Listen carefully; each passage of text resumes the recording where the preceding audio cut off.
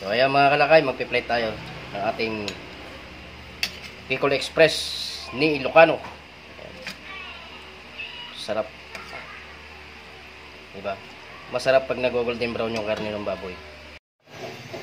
Ayan, magandang araw sa inyo mga kalakay. Happy Sunday. Ang lulutuin natin ngayon guys, magluluto tayo ng Bicol Express. Ayan. Shout out sa inyo lahat. Magandang araw ng linggo. At mapagpalang linggo ngayong araw. Ayan. Samahan nyo ako magluto ng Bicol Express ni Lakay Vlog ni Ilocano.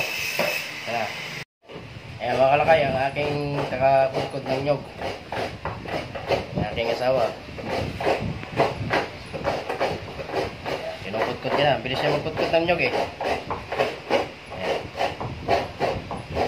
Isang ngiti nga dyan asawa ko. Ayun. Teke. Siyempre, yung asawa ko kahit ng nyog, ako naman ang magpipiga ng gata. Isang baso lang muna nilagay natin.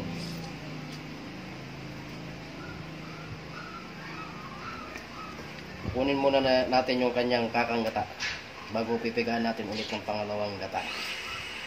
Ganun. So ito na yung ating nahiwa na karne ng baboy mga kalakay. Papakulan muna natin sa sarili niyang tubig para ma-reduce yung tubig niya, tapos igigisa natin.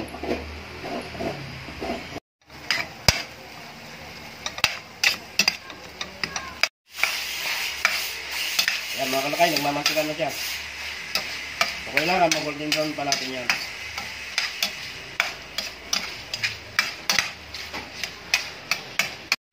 So ayan mga idol, lumabas na yung sarili niya mantika at nag-golden brown na siya. Gigisa na natin itong bawang at sibuyas.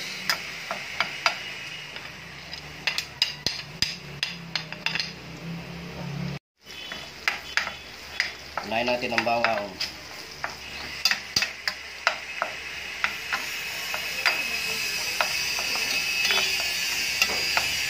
Ang sibuyas, 5 lakay.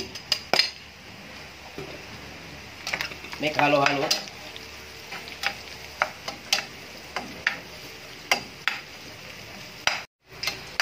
May kiwar-kiwar na ginigisang bawang at sibuyas. Kiwar-kiwar sa Ilocano, halo-halo sa Tagalog. Ayan, para pantay ang pagkakabisa. So ilalaglag na natin ang ating bagong alamang. Mga kalakay, yung bagong alamang, sariwang-sariwa yan. Kalahati lang ilalagay natin. Baka maalat. Make kiwar-kiwar again. Pero sa tingin ko okay lang na ilagay lahat. Kasi marami tayong gata. Magata yung ating nyog. Tama ba? Lalagay ko pa yung kalahati. Lagay na natin lahat to guys. I mean kalahati pa. Ayan. Okay na yan.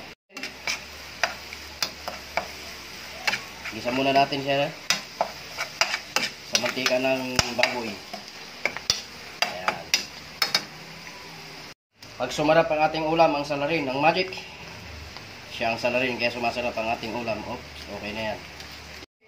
Lalagyan din natin yan ng pamintang durog. Ayan. Peng, peng, peng. Kiwar-kiwar again, together again. Yun oh. Namumutok-mutok pa ang ating karne ng baboy na nag-golden brown. Ayan, lalaglag naman natin mga kalakay. Ito ang unang gata.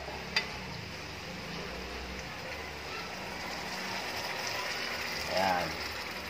Yung unang gata yan guys. Ayan mga kalakay, na-absorb na yung unang gata na nilagay natin. So ilalagay na natin yung purong gata para masarap. Mare-reduce din yan, ilalagay natin lahat. Takpan muna natin, hayaan natin siyang kumulo hanggang sa ma-reduce yung gata. So ayan mga idol, re-reduce na yung kanyang gata. Lalaglag natin tong siling pansigang. Hindi matatawag na Bicol Express kung hindi maanghang yan, mga lakay. Ulit natin para maluto yung sili. At syempre, ang ating siling labuyo, isang piraso lang. Kasi ayaw ng aking asawa yung sobrang anghang. Ano? Sarap?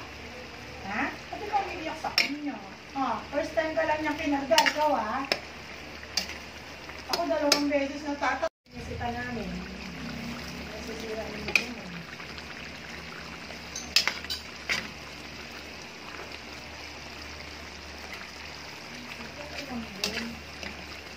Ay, ako, maanggulang po. Pagpunta namin. So ayan mga kalakay, magpi-plate tayo ng ating Bicol Express ni Ilocano. Ayan.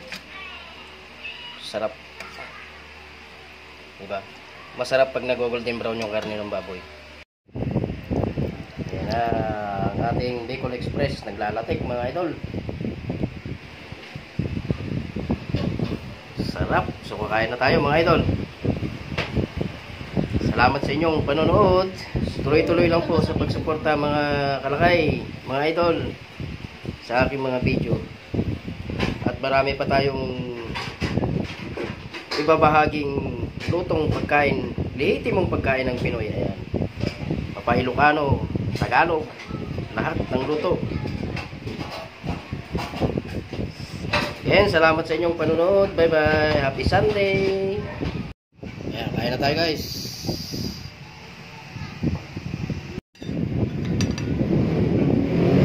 Tayo mga idol, yung ulam natin Bicol Express palika sa tanghali. Sakit yung kamay ko kaya gagamit ako ng tinidor tsaka po. Kamusta ang kanyang mga? Sarap. Anong level? Anong level ng mga? Saktong-saktong lasa. Yung anghang niya hindi masyadong maanghang, sakto lang para sa akin. Sa'yo sakto. Sa akin kaya kamusta? Anong level na yan?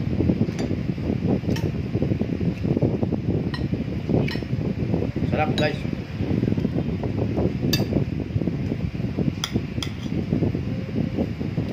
Bicol Express. Salamat sa inyong panonood. Bye bye.